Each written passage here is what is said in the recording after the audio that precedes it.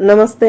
Mahamaya channel में आज आपका फिर से स्वागत है। आज मैं आपके लिए लेके आई हूँ आशा भागवती की कहानी, जो आश्वज महीना में कृष्ण पक्ष में श्राद्ध पक्ष में अष्टमी से शुरू की जाती है। इसमें 8 कूट का चौका लगाया जाता है और ये जो भी इसमें विधि होती है, जिसमें रोली मेहंदी की टिक्की लगती है, गेहूं का दाना रखा जाता है, पूरा चौका मैंने आपको दूसरा वीडियो में दिखाया है, उसको देख के आप कर लीजिए। तो हमारे समाज में एक रहती है कि हमें कहानी सुनाने वाला चाहिए। पहले हमें सास है या ब्राह्मण के घर से कोई भी आती थी, हमें कहानी सुनाती थी, हम गारा भरते थे। तो आज मैं आपकी ये समस्या भी पूरी कर देती हूँ, ख़त्म कर देती हूँ। मैं आपको कहानी सुनाऊंगी और आप गारा भरिए और अपनी कहानी सुनिए। तो अगर आपको मेरी ये कहानी पसंद आए तो इसे लाइक कीजिए, नए हो तो सब्सक्राइब कीजिए और ओम नमः शिवाय इसमें ज़रूर लिखिए कमेंट में। तो कहानी इस प्रकार है। हिमाचल राजा था, उसको 2 लड़कियां थी, एक का नाम गोरा, एक का नाम पार्वती था। एक दिन राजा अपनी दोनों लड़कियों को बुलाकर पूछता है कि आप दोनों किसके भाग का खाती हो। पार्वती बोली कि मैं तो मेरे ही भाग का खाती हूँ। गोरा बोली कि पिताजी मैं आपके भाग का खाती हूँ। राजा ने ब्राह्मण को बुलाया और बुलाकर बोला, पार्वती के लिए तो भिखारी वर देखना और गोरा के लिए राजा वर देखना ढूंढना। ब्राह्मण गोरा के लिए तो ईश्वर जी को नारियल दे दिया और पार्वती जी के लिए शिव जी बुढ़े भिखारी का भेष बनाकर बैठे थे, उनको दे दिया। बाद में दोनों की बारात आई, तो गोरा की बारात आई तो खूब खातरदारी करी, धूमधाम से शादी की, बहुत सारा धन दायजा दिया, दहेज दिया। पार्वती की बारात आई तो कुछ भी नहीं किया, सिर्फ कन्यादान दे दिया और पार्वती जी को शिव जी के साथ विदा कर दिया। शिव जी पार्वती जी को लेकर कैलाश पर्वत पर जाने लगे। तब रास्ते में पार्वती जी जहाँ भी पैर रखती है वहीं की धूप जल जाती है। शिव जी ने पंडित जी को बुलाकर पूछा कि ये क्या दोष है। जब पंडित जी बोले कि पार्वती जी की भाभियां और पार्वती जी आशा भगवती का व्रत करती थी, वे तो भाभियां तो पीहर में जाके उद्मन कर दिया, पार्वती जी ने नहीं किया। यही है, ये भी अगर आपने पीहर में जाकर उद्यापन करेगी तो इसका भी दोष खत्म हो जाएगा। शिव जी बोले कि ठीक है, हम लोग भी चलेंगे पार्वती जी को और वहाँ जाके आपका उद्यापन करवा देंगे। तो शिव जी खूब गाजा बाजा से चले, नहीं तो खूब गाजा, शिव जी बोले कि खूब गाजा बाजा के साथ चलेंगे, नहीं तो उन्हें क्या पता चलेगा कि आपको इतना सुख है। दोनों जन वहां से खूब गहना कपड़ा पहन के आगे गए तो एक रानी के बच्चा होने वाला था। वहां बहुत भीड़ लगी हुई थी। पार्वती जी ने पूछा कि यहाँ पे भीड़ क्यों होके रखी है। तो शिव जी ने बताया कि यहाँ की रानी है, उसको बच्चा होने वाला है और वो बहुत तकलीफ में है, इसीलिए यहाँ इतनी भीड़ होके रखी है। तो पार्वती जी ने कहा, बच्चा होने में इतनी तकलीफ होती है, मेरी कूख बांध दो। शिव जी बोले, कूख मत बंधवाओ, नहीं तो बहुत पछताओगी। आगे गए तो एक घोड़ी को बच्चा होने वाला था। पार्वती जी ने देखा कि घोड़ी भी बहुत ज्यादा तकलीफ में है, तो वह बोली मेरी तो कूख बांधो। शिव जी बोले बहुत पछताओगी, पर पार्वती जी ने हट पकड़ लिया और आगे नहीं गई, बोली मेरी कूख बांधोगी तभी मैं यहाँ से चलूंगी। शिव जी उनकी कूख बांध दी। बैठी उधर में गोरा है, अपने ससुराल में बहुत दुख पा रही थी। शिव जी पार्वती जी खूब सज धज कर फिर पीहर पहुंचे। पीहर में माँ बाप पहले तो उनको पहचाना भी नहीं, फिर देखा तो बहुत खुश हुए। बाप पार्वती जी से फिर पूछा कि तुम किसके भाग का खाती हो। पार्वती जी बोली मैं तो मेरे ही भाग का खाती हूँ, इसीलिए तो इतना राज करती हूँ।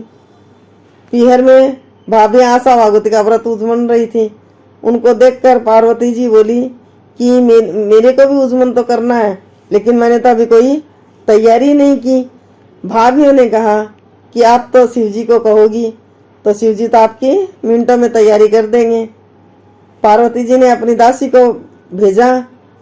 कुआ की पाल पर बैठे हुए थे शिव जी, उनको जाकर वह दासी बोली कि पार्वती जी को आशा भागवती का उज्जवल करना है, सो तैयारी करनी है।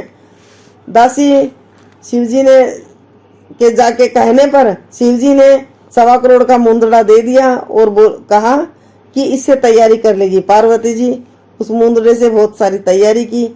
8 सुहाग पिटारी, जिसमें 8 गहना, 8 तीड़, पोली, नथ, चूड़ा, रोड़ी, मेहंदी, हिंगड़ू, मैण, काजल, टिक्की, दर्पण, कंगी और सुहाली, 8-8 सुहाली डालकर बनाई। एक सुहाग पिटारी सासू जी की बनाई। भाभियां देख कर बोली, आप तो हम लोग तो महीना भर से तैयारी कर रहे हैं, तभी भी इतनी तैयारी नहीं हुई, ये तो थोड़ी सी देर में ही इतनी तैयारी कर ली।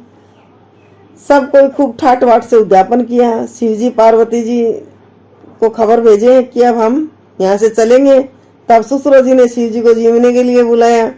शिवजी खूब गहना कपड़ा पहनकर छोटी सी स्वरूप बनाकर गाजे बाजे के साथ जीवने आए। ससुर जी ने बहुत सारी रसोई बनाई। शिवजी ने देखकर सारी दुनिया शिवजी को देखकर सब कोई बोले कि पार्वती को तो भिखारी वर देख के दिया था, पर पार्वती तो अपने भाग से राज कर रही है। शिवजी जीवने लगे तो सारी रसोई खत्म कर दी। पार्वती जी के लिए कुछ भी नहीं छोड़ा, सिर्फ थोड़ा सब्जी और एक उबला हुआ पिंडिया था।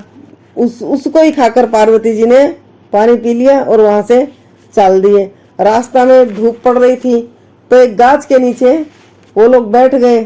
शिवजी ने पार्वती जी से पूछा कि क्या खाकर आई हो। पार्वती जी बोली, जो आपने खाया वही मैं खा के आई हूँ। थोड़ी देर में पार्वती जी गाछ के नीचे सो गई। शिवजी उसकी जो पेट की ढकनी होती वो उतार कर देख ली, उसमें सब्जी और एक पिंडियो पानी पड़ा था। पार्वती जी उठा तो फिर शिवजी पूछे कि क्या खा के आई हो। पार्वती जी फिर वही जवाब दिया कि जो आप खा के आए वही मैं खा के आई हूँ। शिवजी को हंसी आ गई और वे बोले, आपकी ढकनी मैंने खोल के देखी थी, उसमें तो सिर्फ पानी और एक पिंडिया और थोड़ी सी सब्जी पड़ी है। पार्वती जी बोली, महाराज आपने ये क्या किया, मेरा पर्दाफाश क्यों कर दिया। हम ससुराल की बात तो पीहर में रखते हैं, पीहर की बात ससुराल में रखते हैं, इस तरह आपको नहीं करना चाहिए। महाराज तो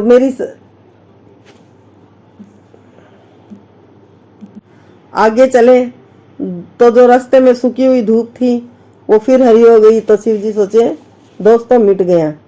और आगे गए तो वही घोड़ी बच्चे के साथ खेल रही थी। शिवजी बोले कि ये वही घोड़ी है जो बच्चा दे रही थी, दुख पा रही थी, आपने कूक बंधवाई थी। पार्वती जी बोली, महाराज मेरी कूक खोलो। शिवजी बोले कि अब कैसे खुलेगी, अब तो नहीं खुलेगी, मैंने तो आपको पहले ही कह दिया था। और फिर आगे चले तो वही रानी जलवा पूज रही थी। पार्वती जी पूछा कि महाराज ये क्या हो रहा है। शिवजी बोले, ये वही रानी है जिसकी दुख पावत थी, इसको लड़का हुआ है और आज ये जलवा पूजने जा रही है। तो पार्वती जी पूछते हैं, महाराज लड़का होने से इतनी खुशी होती है, मेरी तो कूक खोलो। अगर आप मेरी कूक नहीं खोलोगे तो मैं यहाँ से नहीं जाऊंगी। पार्वती जी ने हट कर लिया।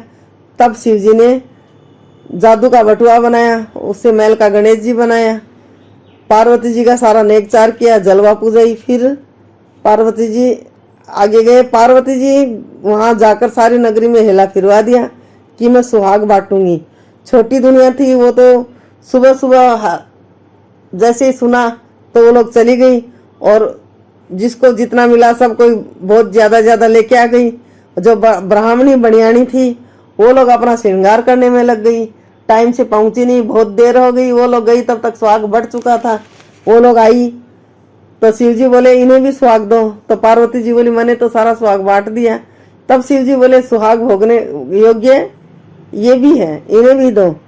तब पार्वती जी ने चिटली में से मेहंदी काटी, मांग में से हिंगलू निकाला, टिक्के में से रोली, कोया में से काजल और चिटली अंगुली का छाटा दिया। जिसको थोड़ा लगा उसको थोड़ा, जिसको ज्यादा लगा उसको ज्यादा, सबको अपने भाग के हिसाब से सुहाग मिल गया। सारी नगरी में पार्वती की जय जयकार हो गई। हे पार्वती माता, जैसा सबको सुहाग दिया वैसा हमें भी देना, कहते हुए हुंकारा भरते हुए अपने पूरा परिवार को देना। इसके बाद में विधायक जी की कहानी होती है, वो मैंने पहले भी डाल के रखी है और भी डाल रही हूँ।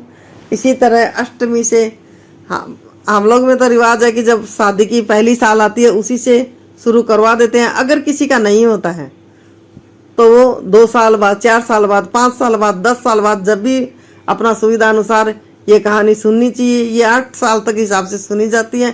9वीं साल इसका उद्यापन होता है और इसी तरह सबको करनी चाहिए।